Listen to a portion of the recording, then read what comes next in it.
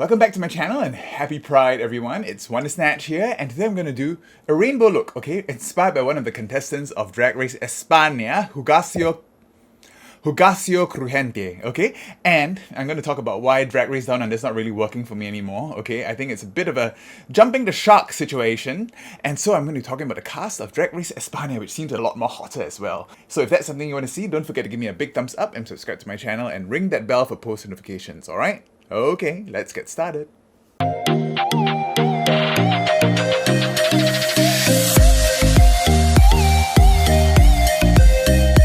Alright, back and the brows are gone. I'm going to try to do this rainbow look that Hugasio walked in the workroom with. Amazing colour blocking. Initially I wanted to paint my whole face white and then go in with the colours, but his colours here are so intense that I think I need to work on the basis of each colour separately. Okay, so I'm going to try to do that today. Let's get this shirt off and everything prepped for now, okay?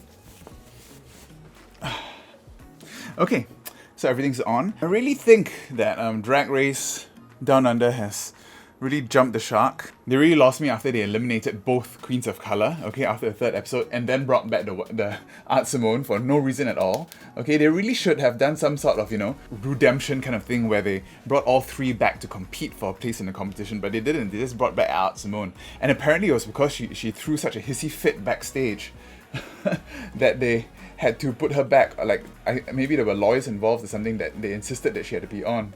So I don't know. So maybe after that, Rue was really half-hearted about the whole thing already. And then when they bring her back, they just constantly praise her for this like mediocre performances, right? When she came back, her drag on a dime look, that Marie Antoinette thing was, I thought, really basic. Okay, this Marie Antoinette thing that has been done a million times over and a lot better. They were crazy over, which was, I think, so unrealistic. And then they eliminate the, well, kind of likable front runners, okay? Both Anita Wiglet and etc. When they were eliminated, they had actually pretty good runways, okay? Really nice runways when they were eliminated. I thought they should definitely have stayed, and other people like Karen from Finance and Art Simone are skating, okay? Because I think they are destined for the top. And I have a feeling they wanted the top to be Scarlett Adams as well. That's why when this blackface thing came up, they just like shoved it under the rug, okay? They tried to let Rue have the final say in it, okay? And put a button on it and then never came back to it. So, and there weren't any Queens of Colour in the room either. They had to have known that Scarlett Adams did all this so recently when they cast her. I think they did that purposely because they wanted to, maybe to spark conversations or something, but unfortunately the Queens of Colour were all eliminated before they had a chance to discuss this with Scarlett Adams, and they brought it up when there were only white queens left in the room, and it was left to etc. to pick up the pieces and to give the teachable moment, which was pretty weird, right? Because she's the youngest one there in the room. Okay, trying to use up some of my Wet n Wild Photo Focus Primer. And it's really weird the way Rue reacted. I mean, she was so calm and collected about it. She was more angry about H&M rather than this whole blackface thing. And the next episode, the makeover episode, they walk in and it's as if nothing happened. Not a single word about what happened. They also cut out Untucked from that episode, the blackface episode, because apparently they did talk a lot about this in Untucked, but they decided not to show it because they wanted to keep it contained, I think.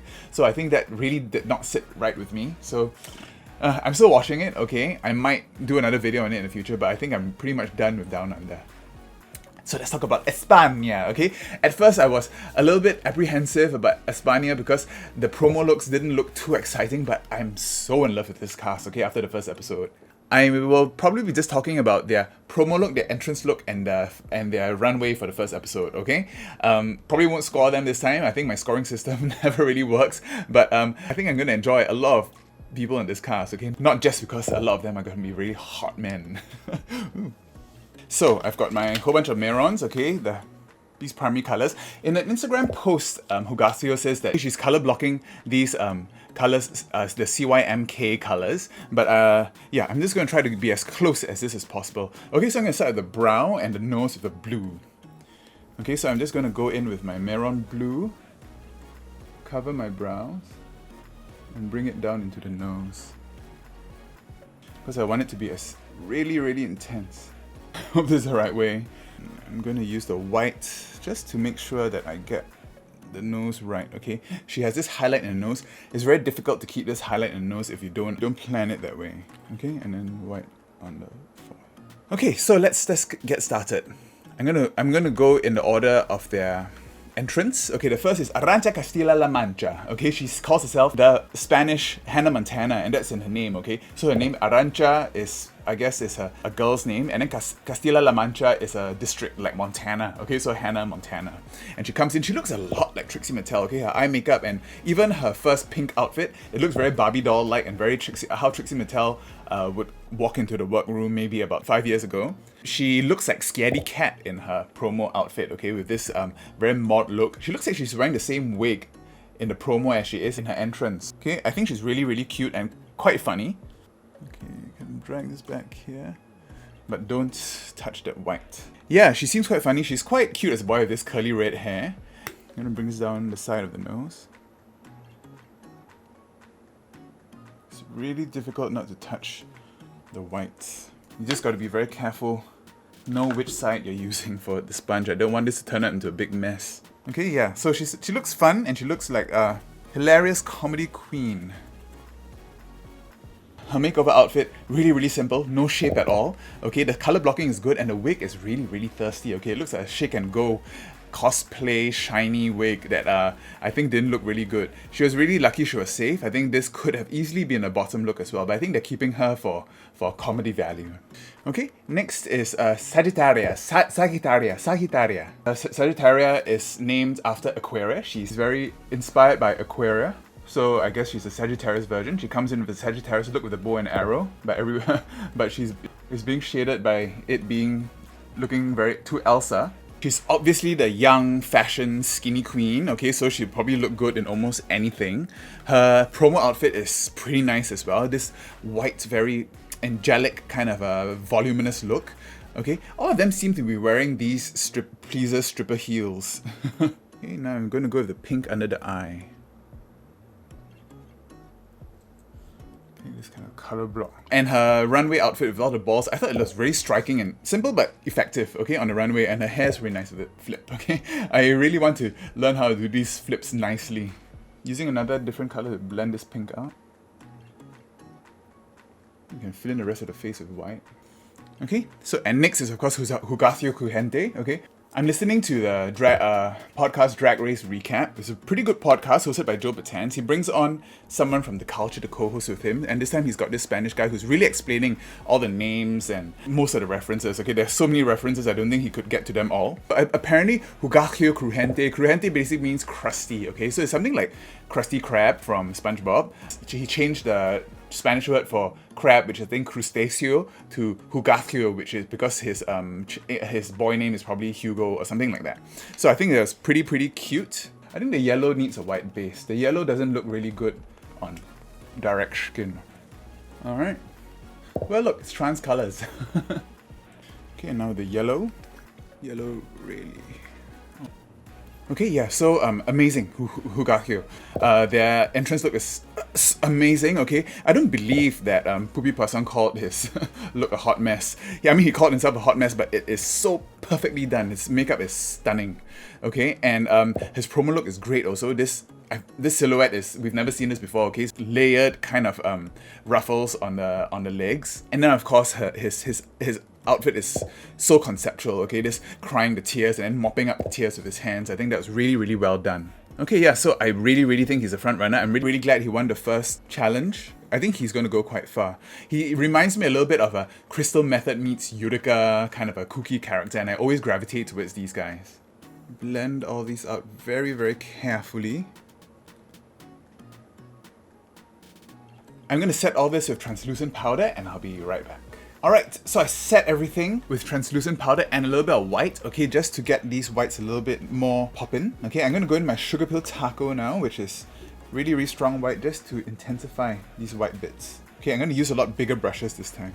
Try to get all these colors down. I'm feeling I already got this part a little bit too blue. Okay, yeah, so Hugasio, my winner for the moment. Okay, next is Carmen Ferrara. I hope I said that right, okay? Apparently there's a right way to say it because she did make a distinction there, but I couldn't hear the difference, okay? She is stunning, and as a guy also, okay? Really cute as a guy. but it's a bit gaunt looking, okay? So in drag, she can see the chiseled cheekbones and everything. It's a little bit distracting.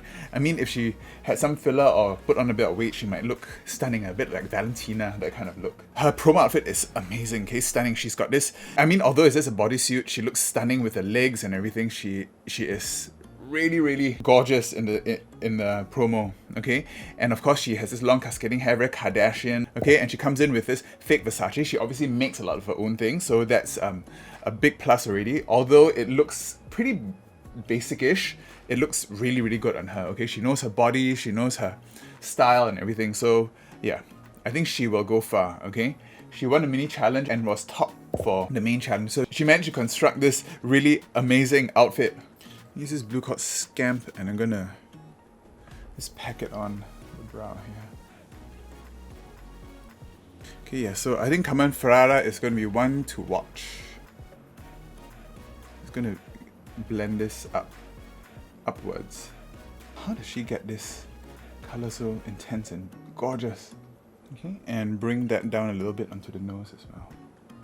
Okay, next is Poupie Poisson. Poupie Poisson. Okay, she comes in, she's already a big mess, okay? I think I bought this same Lederhosen thing on AliExpress when I did my October snatch party, okay? It's definitely doesn't fit her at all, okay? The Lederhosen thing is off to one side and you can see her bra. And she still has the audacity to call Hugasio a hot mess. But you know, apparently she has a huge career in Spain already, okay? Because the judges did say that she's taking a big risk to be on this show.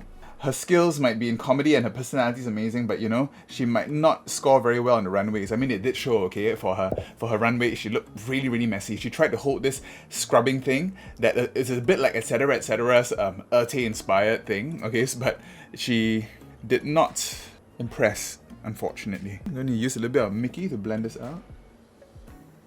This powder blue. Okay, it looks like a real mess now, but I think it will come together once I add the black. Okay, yeah, but you know, Poupie Poisson does look quite okay in her promo as well. She's wearing this latex outfit, and of course doing this pose. But yeah, you can't really see her face, but I have a feeling her makeup's not great there either. So she might go far on personality alone, or she might have a Joe Black kind of an edit, right? An established performer not being able to conform to exactly what Drag Race needs. So now that's a blue down. I'm gonna go in the pinks. Okay, I think the pink, I'm gonna use this big foundation brush. I'm gonna use Jojo. See, so much easier. Just pack it all on. This is probably how she gets her color so intense. And then using Bonbon, this will blend that out. Blend that down a bit. Alright, so now let's do the daring bit, going with the eyes. Okay, so she's got this really black thing going on. Alright, here goes nothing. Okay, so it's gonna wrap around.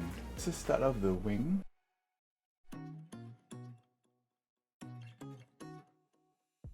So about that kind of shape. Repeat this on the other side. Hope this works. Okay, next is Killer Queen. Killer Queen's a doctor, apparently a doctor, an ED doctor, which is very exciting, okay? Nice to see that she has found time to do drag as well, and doing it quite well especially. Okay, she's obviously got a lot of skills for performance, makeup, sewing and everything, but you know, I have a feeling her taste level is just a little bit off. Her promo outfit is this red kind of a collar thing with a mermaid thing, a little bit poorly made. Okay, it reminds me a little bit of Cherry Valentine, but Cherry Valentine's was much more impeccable looking. Okay, her entrance look, she has this like blue crosses, okay, to show that she's a doctor holding a temperature gun. So she's really trying to go for this whole doctor thing. I'm not sure that if I went onto Drag Race whether I would make that my thing. If I went on Drag Race, I would probably do a little bit more of a, I don't know, a skin angle. I'm really excited to see her.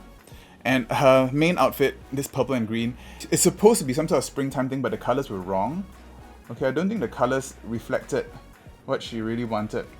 Yeah, so I have a feeling she's not going to go very far, but I think I'm excited to see her while she's on. Okay, I'm just going to set all this really quickly and I'll be right back. Whew, alright, okay, so I've just set all that black, and I'm just going to go in and cut the crease, everything in white. I think I should have gone in maybe with the white first. I don't know. Okay, I'm gonna cut all the crease with my clown white light. Very, very tricky to touch the black and make it turn grey. Next is Dovima Nurmi. Whoa, she looks really, really fierce when she walks in, okay? She's giving me Miss Fame meets Max meets Rome, okay, from Drag Race Holland vibes. Okay, she's very, very sultry, and she has beef with Sagittarius, so I mean that's built-in drama. But I'm pretty sure they are just playing it up because they know that they can both stay longer if they, you know, have this underlying drama. And they said so in the workroom, right? They'll tell them at the finale. They'll tell the host at the finale.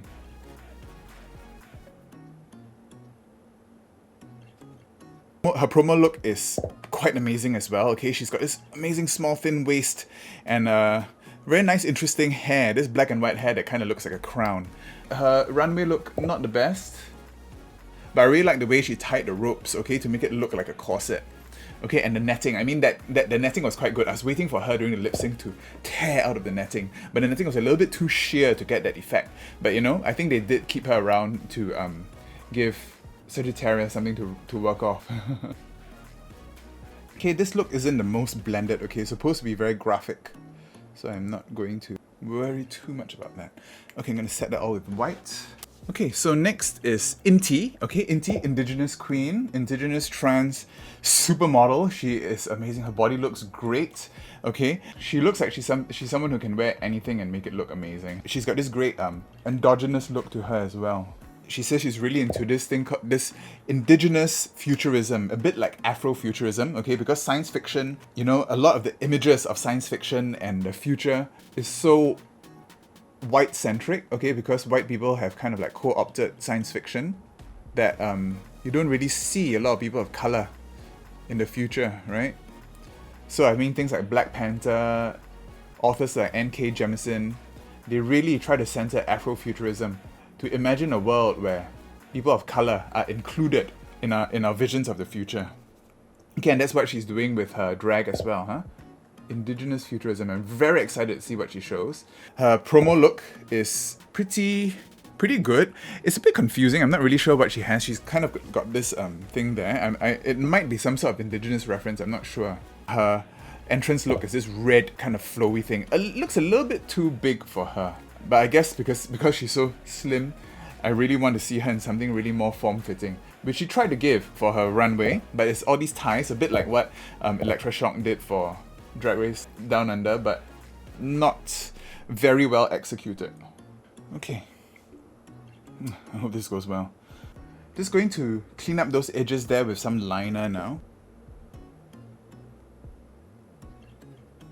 Sharpens it all a little bit. Next is Drag Volcano, okay, from the Canary Islands. Apparently the Canary Islands have a huge drag culture where they do these massive parties, okay, almost like American pageants, and they have these really extravagant performances, and their names are always drag something, drag something. I went online to look at a couple of these performances. They are amazing, okay? This is one called Drag Settlers, okay, who has this really nice Adam and Eve look, and they all wear these kind of shoes, these kind of platform shoes. So it seems to be a staple thing for the Canary Islands. Okay, yeah, but she looks stunning. Her makeup is stamped. Her makeup is great. Her promo outfit is not the best. Okay, it's like her promo outfit is worse than her entrance outfit or anything. I think maybe she was eliminated early or something, so she didn't bother trying. But yeah, I didn't think that it was very good at all. But her runway outfit was not the best. I mean, she basically just covered her signature shoe in tinfoil, and the rest of her just looked a little bit like a baked potato, a bit jiggly caliente-ish in the Apocalypse Challenge. Now going in with the yellow, I'm going to use it's called a high def brush, coat it with yellow, and just stamp this on. Okay, this blends a bit into a orange right there. The rest of the nose tip is a purple. Mix in some JoJo for that first. Okay, and then blend it out with a little bit of pop and bonbon.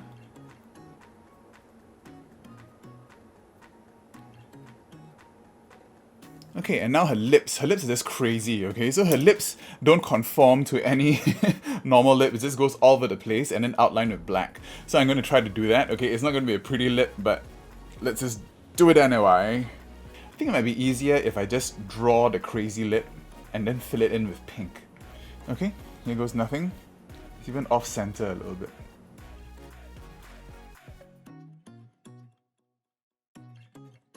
And then I'm going to fill that in with pink. Same pink as before, I'm going to use my cream. I think it's good to have a white base so it doesn't stain my lips. Okay, and I'm going to talk about the last one is the Macarena. Okay, the Macarena apparently is not just that silly song from the 90s. Okay, the Macarena is something like a Virgin Mary or something in Spain. So that's her reference for this. Okay, she is a little bit of a mess, okay? Her main outfit look, her promo look is a bit confusing. I think it's a mouse or something. Her entrance look looks a little bit like what Rock'em Sakura would wear, but her wig is horrendous. I mean, it's like a helmet, right? You can see that it's some sort of a contraption. There's this place on her head. You can see almost right through it. But she does seem super fun, okay, and super engaging. Her confessionals are funny. And she already got this huge mirror moment about body image and everything, which I think is quite important to talk about also. Okay, yeah, and even her main outfit, this blue, I mean, it wasn't hemmed. She left a tag on, all at different lengths. She's got this flamingo vomiting petals down her thing, and then her hair again. You can see almost right into her scalp. And her makeup is also not really good. Okay, yeah, so unfortunately she's the one that went home this episode. I didn't think it was super well deserved. I think other people should have been in the bottom, like Poopy Poisson. Poopy Poisson or Poison? Is it Poison? Poopy Poison? I think Poopy Poison should have been in the bottom, over Dovima actually.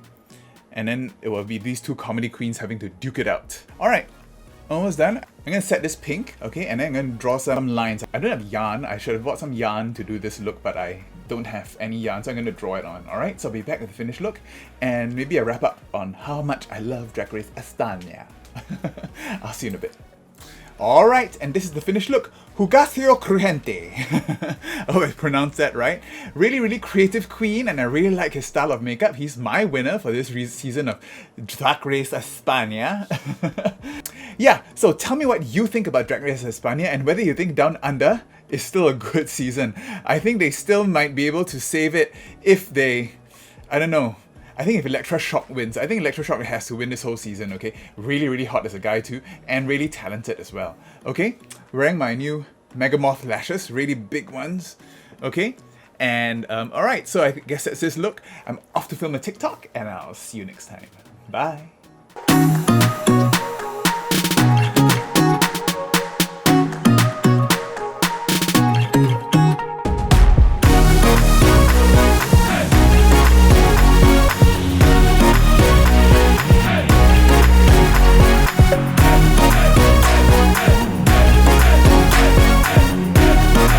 Really along the lines of Crystal Method, I think.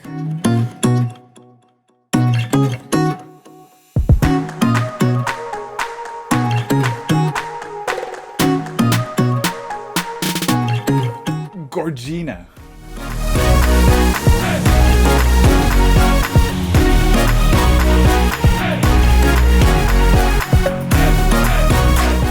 Alright, check out my other videos. I just did one on the cast of All Stars 6 and also one on Asian representation. See you next time. Bye.